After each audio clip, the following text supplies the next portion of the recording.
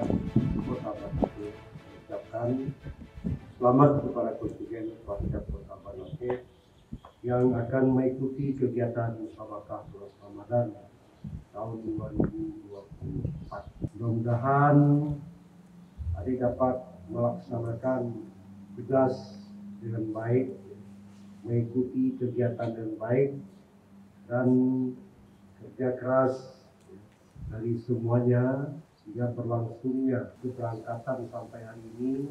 Ini sangat kami ucapkan rasa terima kasih. Kegiatan hari ini pertama kita melepaskan peserta MTR kita dari Kuarcap Kota Banote.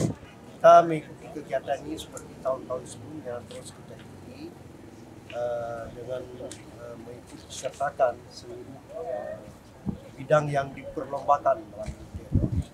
Alhamdulillah jumlah peserta kita mencapai 43 orang. Ini tersebar di semua bidang atau cabang.